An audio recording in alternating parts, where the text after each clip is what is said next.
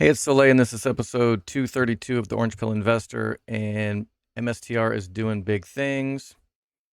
And I will go ahead and have to take some profits. I generally don't manage my trades too early if I don't have to. And this could go way higher. But my situation may be a little bit unique. And just a little anecdote, there was a penny stock trader turned uh, crypto trader, and his name was Quick Fingers Luke. I think his YouTube channel is taken down at this point, but he had some pretty good trading strategies for shitcoins back in the day, and Bitcoin as well. But one of the things that he always talked about was always participate in the bounce. So when you get highs, some people are like, oh, I don't know how to catch the top. Well, you don't have to catch the top, because you can sell 1% off here, 1% off here, 1% off, 1% off here, and yet your limit sell up here, and that never fires. And then, you might have sold, nothing filled, and then maybe your buy orders start filling down here as well. And this sell cancels out this buy because they're at the same price, but these sells are selling high, and these buys are buying low. And then if you had a bunch of buy orders down here, those never fill, but it kind of just doesn't matter. And so this is a nice little bounce, but could this turn into this? Absolutely. But one of the things that I have to be very sure of, since I am trading on margin, and if anything happens, in the macro environment, or even in the, sailor steps in front of a bus or whatever, just any kind of weird shit happens that could cause me to end up with a margin call, that is something that I need to protect myself against. I know we joke about being irresponsibly long MicroStrategy, but it doesn't have to be recklessly long. Reckless is probably worse than irresponsible. Is that irresponsibly squared? I don't know. But the other thing that I will have to deal with is MSTR having earnings on 11/6. This caught me by surprise last earnings, because I had about, I'd have to go back and look at my video, but let's say I had between $50,000 and $70,000 or $80,000 worth of buying power here. Now, that in a cash account, that means that's uninvested money. But in a margin account, this is just money that they will let me borrow if I wanted to go out there and make purchases. But if I were to unhide some of this other information, all the account details, you would be able to see that I have, like, let's just say probably 6 figures of margin, things purchased on margins. So that is a huge risk. Now, MicroStrategy could go to the moon on 11/6, but I doubt anything crazy is going to happen. I mean, it could, but I think the real fireworks are going to take place when they go to fair accounting rules. So when they get the new FASB fair accounting, I think that could surprise the market. I think some of what's happening now, obviously, is interest rates, but if the market is forward looking, and let's just say it's 6 months forward looking, like the market can kind of sniff out things that are happening at least 6 months in advance. Well, S&P 500 inclusion is probably 6 months away. Q1 earnings, and then however long it takes to get included.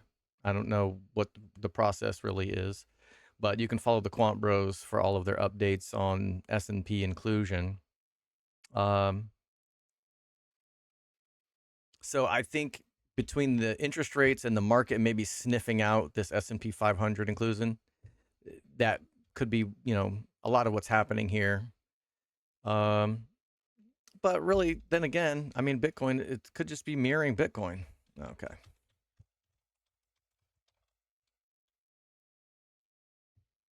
You know, Bitcoin, well, Bitcoin's up a bit. MicroStrategy's up way more than that. So yeah, the market could just be sniffing this out. And for my part, I have to start peeling away some of this margin. So it completely makes sense for me to manage a couple of these trades early. So when something is up, the options are going to be up even more. So I think the first thing I'm going to do is close maybe 10 of these positions. I don't want to go too crazy because if MicroStrategy keeps pumping, I want to be able to capture as much as possible. But just taking a little nibble.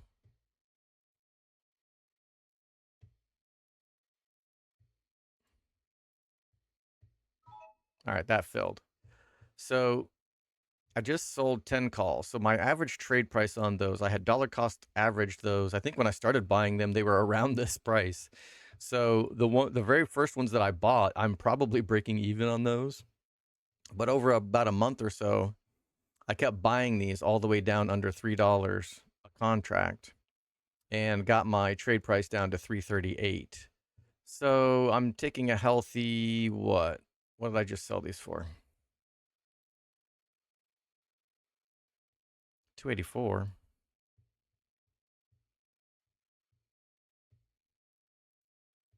No. Let me see. Okay. 545. Had to refresh.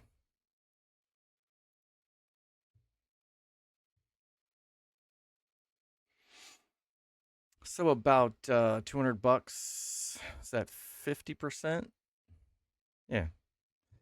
So made a little money here, pad my stats a little bit, peel off a little bit of the margin. But I think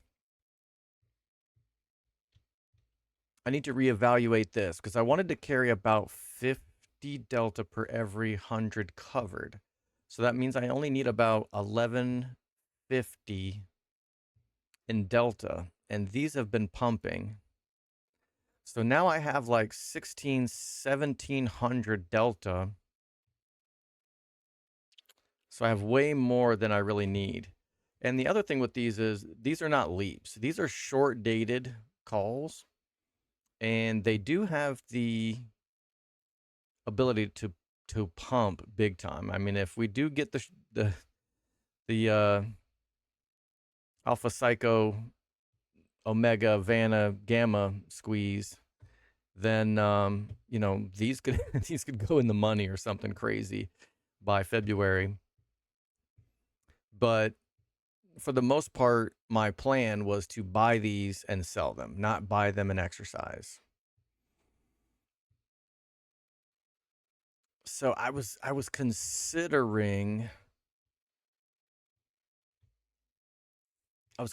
just peeling off a position or two from my covered calls, but let's see how much that gets me. So that would give me 7 grand.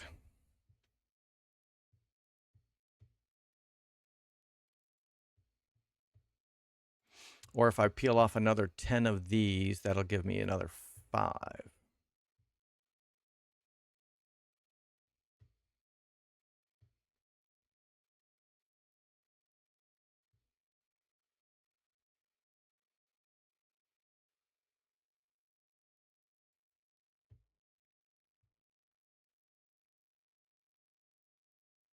All right, I'm going to peel off another 10 of these.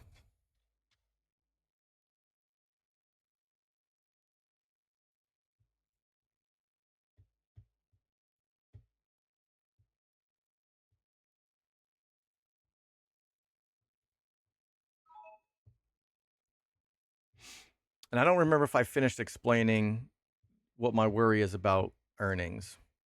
So MicroStrategy has a rule that they put in. So 3 days prior to earnings, they increase the margin requirements. So while they're telling me right now I have 60 grand that I can invest, they'll be happy to loan me another $60,000.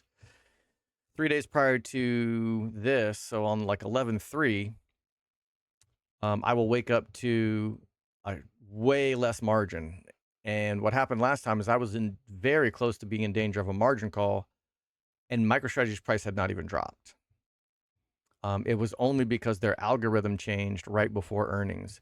So I need to take some profits between now and 11/6 just to avoid a margin call because of the way that Tasty Trade does pre-earnings announcements. And so I kind of have to strike while the iron is hot here.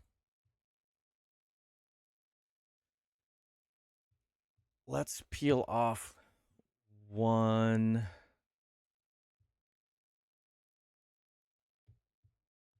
covered call and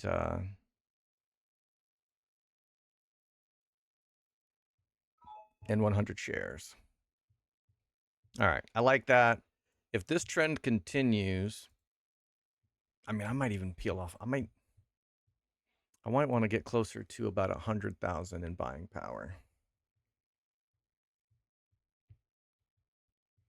Let's see how much delta I have. I got 800.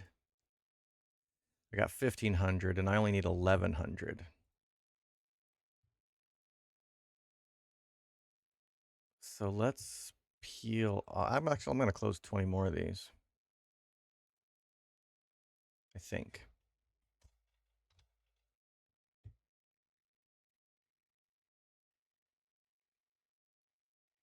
Yeah.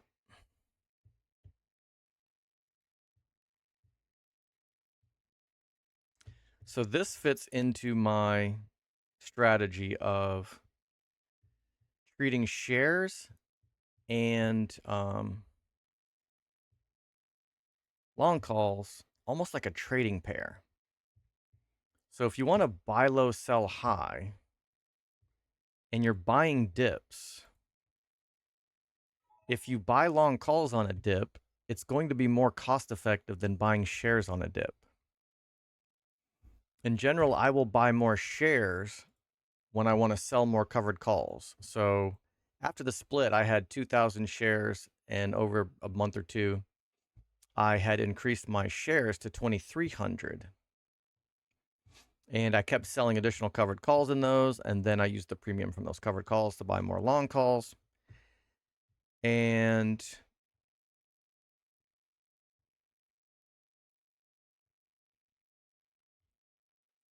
let's take a look at the chart.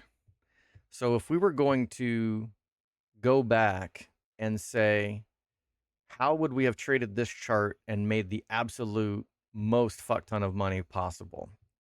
Well, you would have gone right here and just used your this is not financial advice. This is just fantasy here. This is if you could see the future. You'd buy as many 380 strike long calls as possible from here. And with an expiration date like out here, maybe. And then you would have made like Bill Gates money right here, right? You'd buy long calls here. You'd sell the long calls here for absolute maximum profit. And then you would buy long calls here and you'd sell the long calls here. And you'd buy long calls here and you'd sell calls here. Buy, sell, buy, sell. And you would have been the greatest trader of all time over a 6-month period. And so what made sense to me is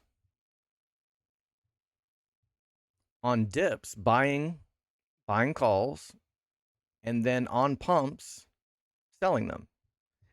And all along the way, I'm selling covered calls in order to generate the cash that allows me to buy more calls here. And then, of course, when I'm selling calls, that is freeing up cash as well. But as I'm selling covered calls along here, say I sell a covered call at the 160, 170 strike and I get wrecked to the upside. Well, I'm peeling off long calls and I'm selling them at their absolute maximum worth in order to pay for those rolls. And then I'm banking cash, selling the covered calls down here. And on the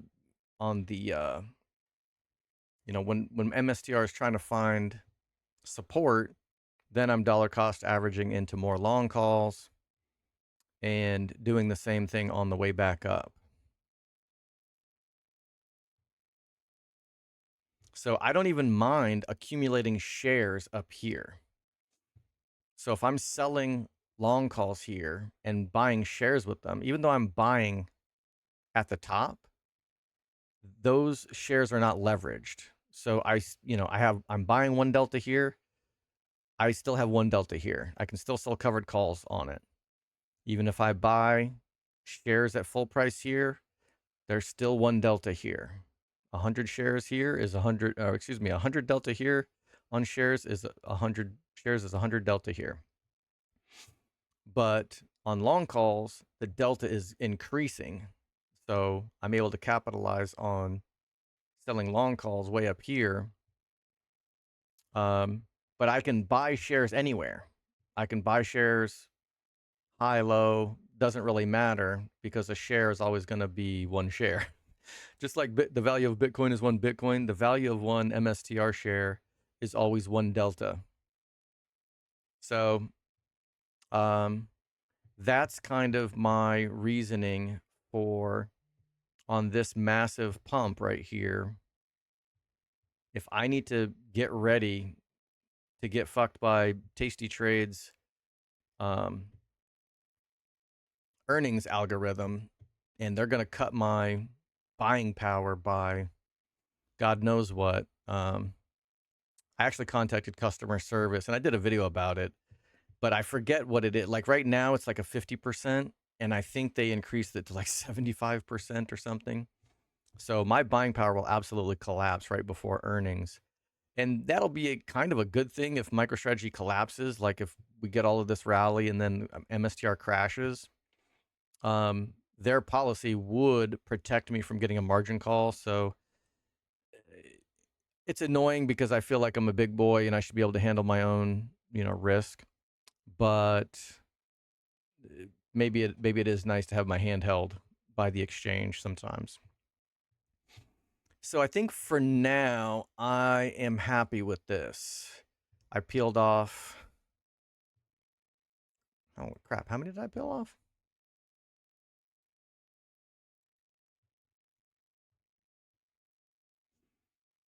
I did 10, 10, and 20. So I unloaded half of my long call positions. And the reason why I focused on these is because they're not leaps. I don't like to hold long calls under 90 days because as a seller, I love selling calls under 45 days to expiration. And once 90 turns to 60, that's like starts getting really way too close for comfort for me. Unless I intend to exercise those calls, I don't really want to hold on to them under 90 days. So to me, these are kind of serving their purpose. So let's just double check my delta. I got 550 and 738. That's 12 something. And I only need 1100 to fully insure these covered calls, which, to be fair, are completely wrecked. I sold the at the monies at 145, and my break even is 150. So these are all going to cost me like 1500 a pop to roll, and I will deal with that on Friday tomorrow. I may have to peel off 200 shares, or I may just go ahead and dump another 20 of these 380 strike calls. I hate to do it, but it's not always number go up. And if you're in a cash account, none of this stuff maybe applies to you because you can just hold forever and not worry about margin calls. So this is never financial advice, but if anybody is, I guess, copy trading or whatever, please factor in your own unique situation. None of these moves may make sense for you. The fact that I'm on margin, Tasty Trade has this weird ass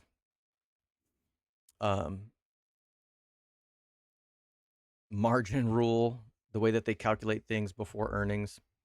And so I have about a month and 10 days to get this up to probably, I'm going to need at least 100,000 in buying power here. So if they chop 75% of it, then I'm going to be right back to having only 20 for those 3 days from 11.3 to 11.6. I'll only have, 25% or a third of this buying power. And I do not want to wake up in the morning and be like wondering, do I have to pull money off a HELOC to cover a margin call? I don't want to have to deal with those kind of shenanigans. All right. I think that's it for now. I know it's not Friday, it's not roll day, but in honor of my boy Quick Fingers Luke, wonder what he's up to these days. Maybe he's even watching. I participated in the bounce, and be good, y'all.